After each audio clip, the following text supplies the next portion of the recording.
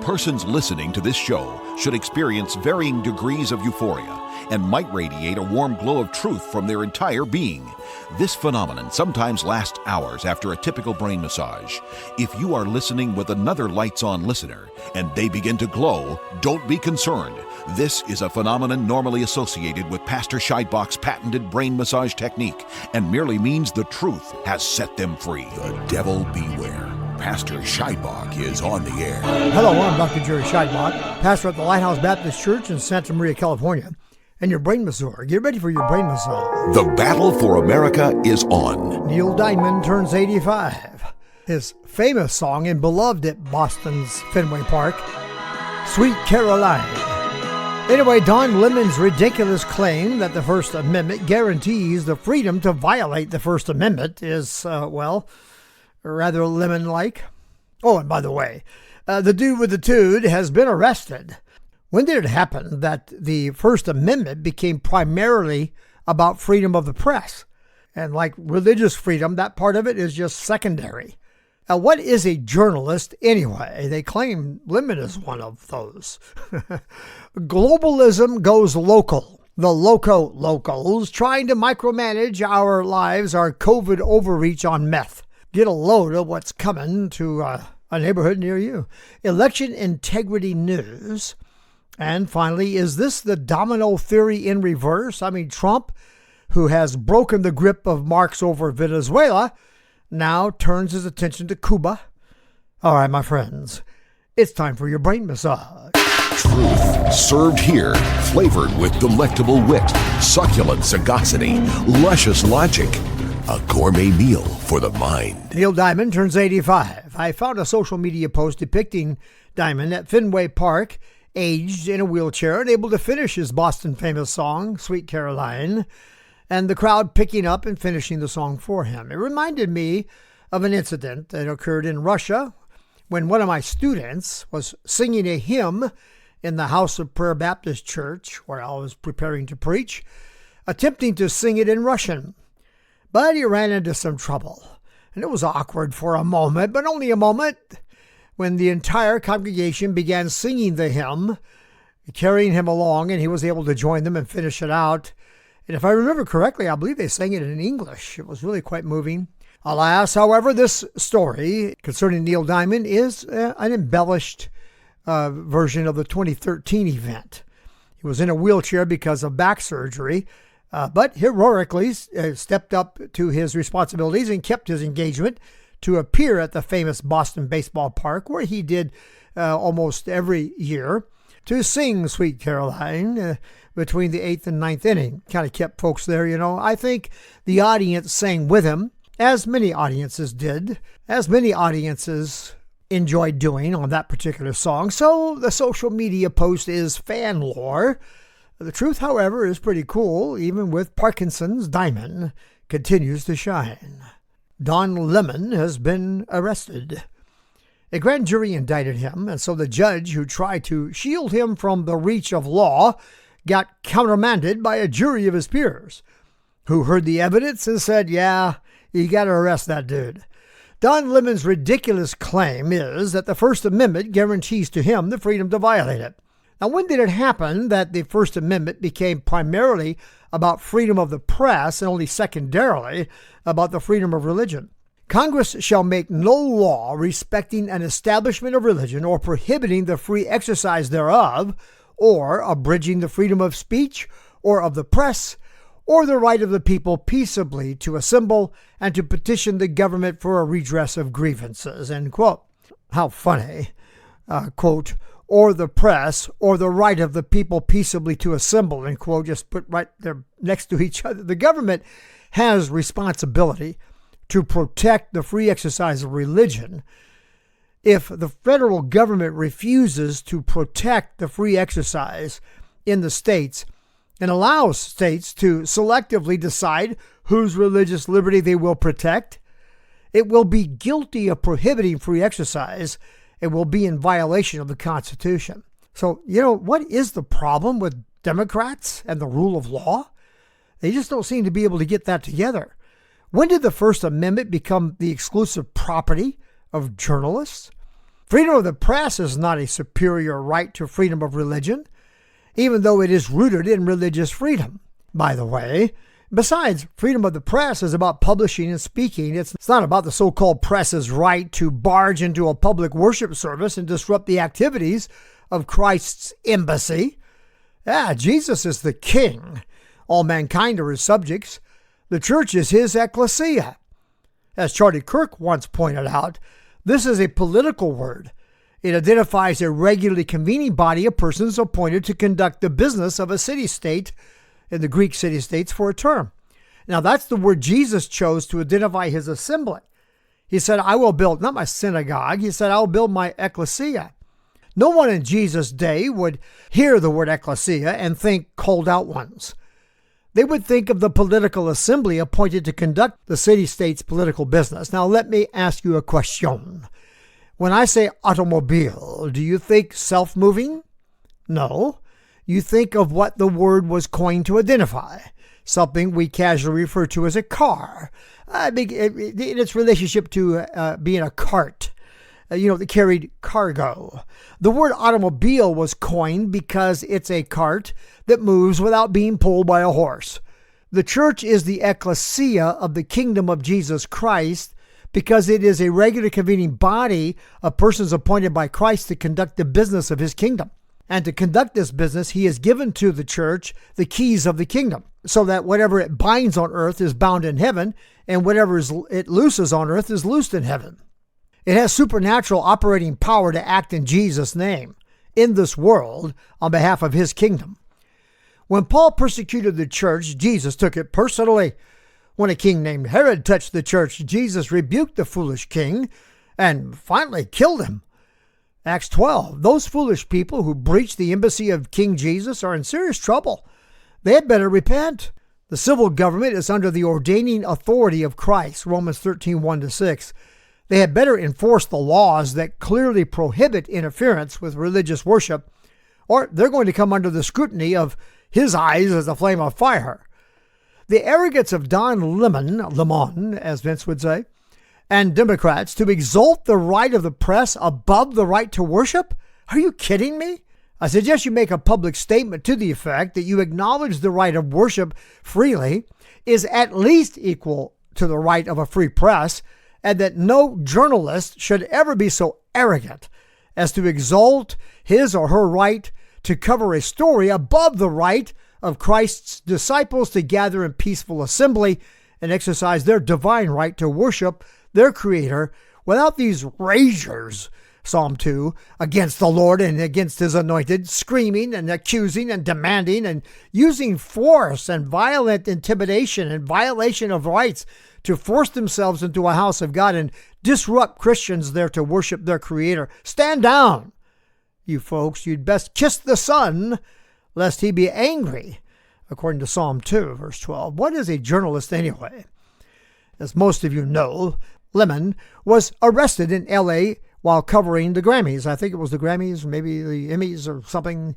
Anyway, as if he's some journalist or something. Not being playful, but did you know this guy was fired from CNN? He doesn't have any press credentials of any kind. He made a deal with X that fell apart before it started. He's unemployed, basically. He's no more a journalist than Nick Shirley would be called a journalist. In fact, I would say he is less of a journalist than Nick. As for the title, journalism or journalist, the term refers to anyone who creates a journal of information to share with others. Let's put it this way. If being a journalist means you work for a news agency, Don Lemon is not one. If he can be an independent journalist, well, then he has no more credibility to be called a journalist than does Nick Shirley and many others of us. And actually even less when it comes to Nick. Nick has a larger and more established and stable audience than Lemon. He has also been exceedingly more effective and impactful than Lemon. Comparing Lemon to Shirley is kind of like comparing a kid with a lemonade stand to a local supermarket. I think Shirley has over 500,000 dedicated followers, and Lemon is doing well to get an audience of 50 to 60,000 when he posts. I don't care what metric you use. surely is having a real impact on this world, and Lemon is like some yapping dog that's more annoying than cute. Get real. The entire group that made the decision to go into that church and disrupt the service should come out with a public apology for disrupting Jesus' church, and the leaders should be fined and jailed. And in my mind, the greatest offender here was Lemon. Of everyone involved in that business, he certainly should have known better and should have told that crowd to stay on the street. Don't go inside and harass anybody. Don't block anyone's entry or departure. Don't go in there and interrupt the service and disrupt them. And have respect for their rights as you would have them respect yours. You have heard of that one, haven't you, Mr. Don Lemon? The do unto others thing? All right, globalism goes local. The locals trying to micromanage our lives are like COVID overreach on meth. It's weird. I did a show recently on Trump breaking down Nimrod'S tower, busting up the globalist agenda of the globalist elites. Now we've got what are called C40 cities, climate leadership group, planning to advance the globalist agenda locally. And here are some of the restrictions they recommend. Limit meat consumption to 16 kilograms, 560 ounces per person per year. Now, that's the equivalent of less than one 11-ounce steak per week, or less than 1/2 a rack of ribs per week. Now, I didn't say per day, I said per week. If you go to Moe's and enjoy a 1/2 rack of ribs, well, that's it. No more meat for you, buddy, for the rest of the week. And by the way, that's the progressive target of meat consumption. And they hope to hit it by 2030. The ambitious target for 2030 is 0 meat, none. They don't want you to eat any meat. Now, here's what the Bible says.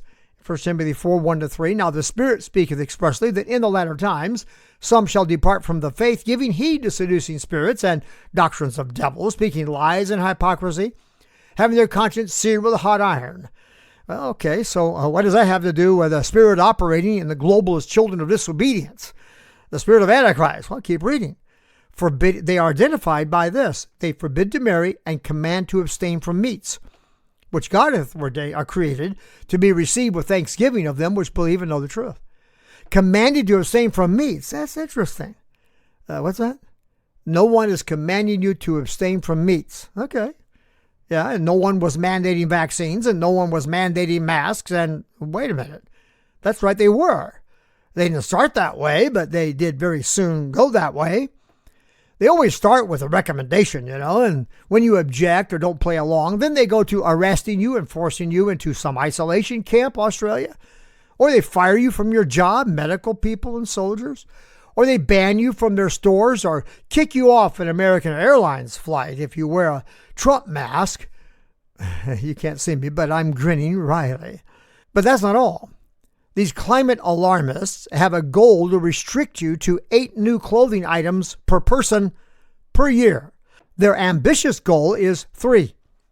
They want to reduce the number of vehicles to 190 per 1,000 people, and that's being generous because their real objective is 0. You may have one short-haul return flight defined as a total of 1,500 kilometers, which is approximately 932 miles to and from a destination. Yeah, maybe if you ask nice, you can get a one-way ticket. That'll take you 932 miles.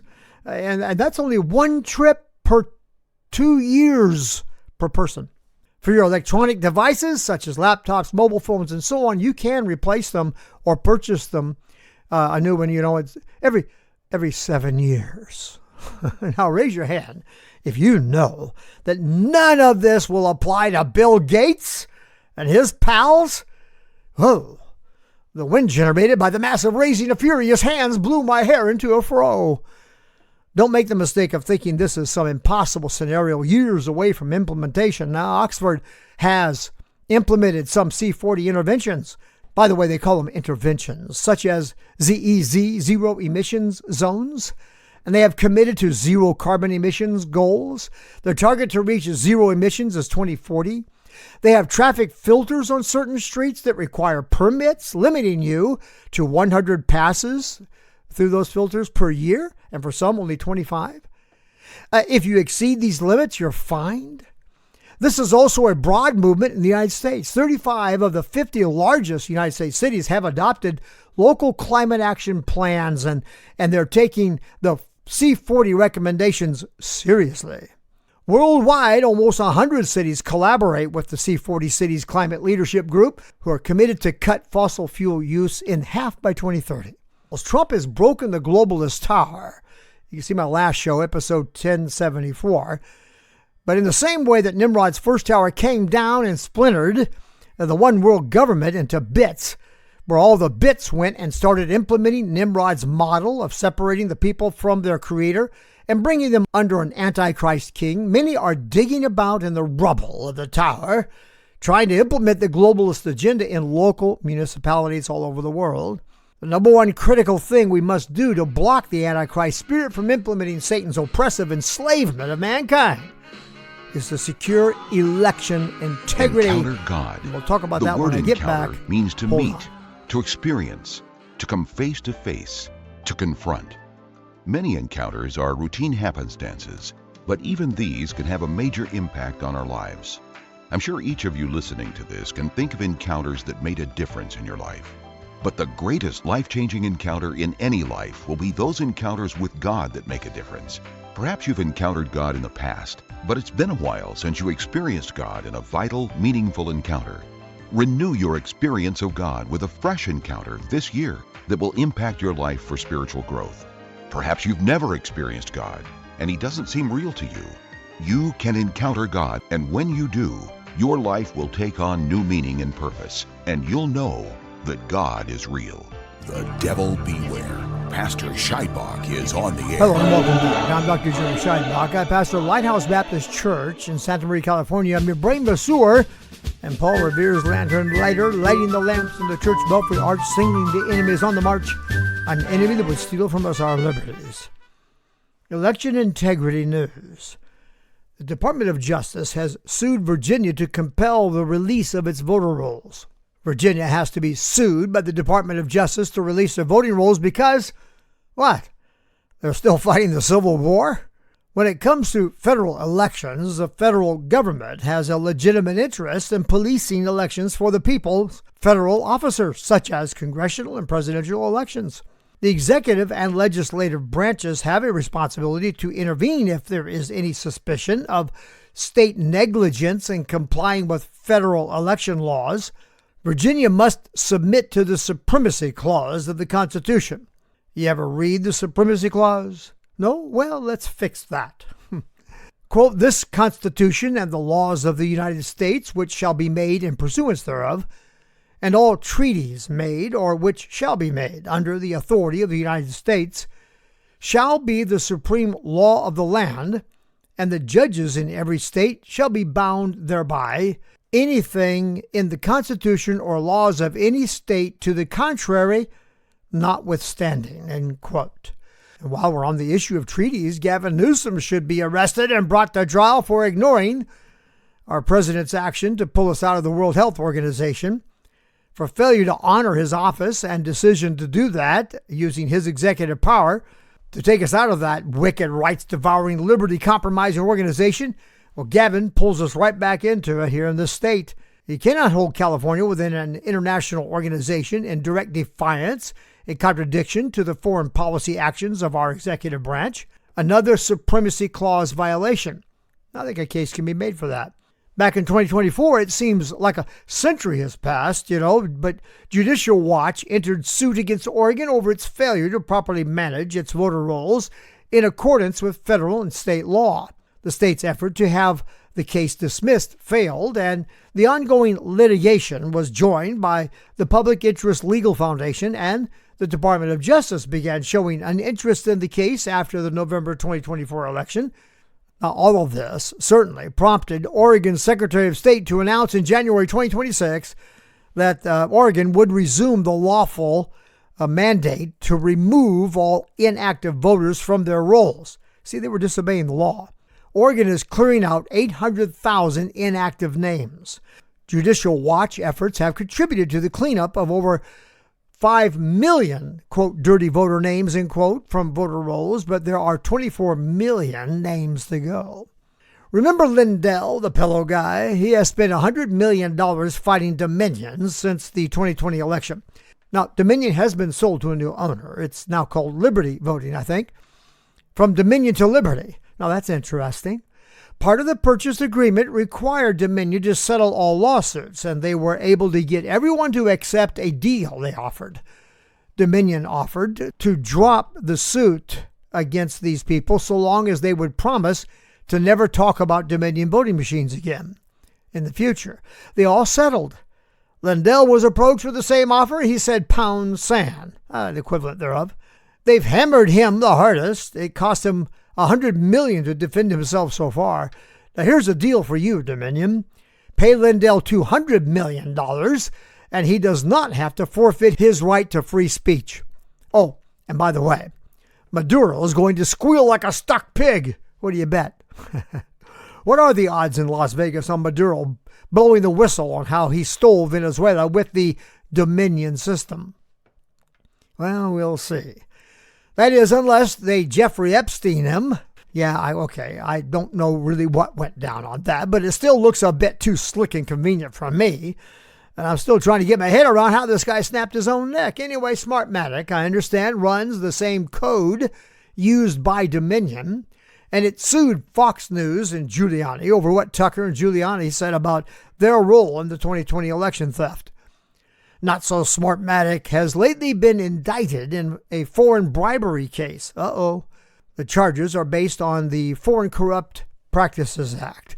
And it looks like they've got a pretty good case. What do you say about the prediction that they'll fall on the sword, or they'll be pushed onto it, to protect against the exposure of the 2020 election fraud? Well, we'll see. Remember the Dominion guy named Coomer? Patrick Byrne called him out on this Dominion executive statements, personally vowing to personally see to it that Trump did not win the 2020 presidential election. Yeah, some of you probably remember that.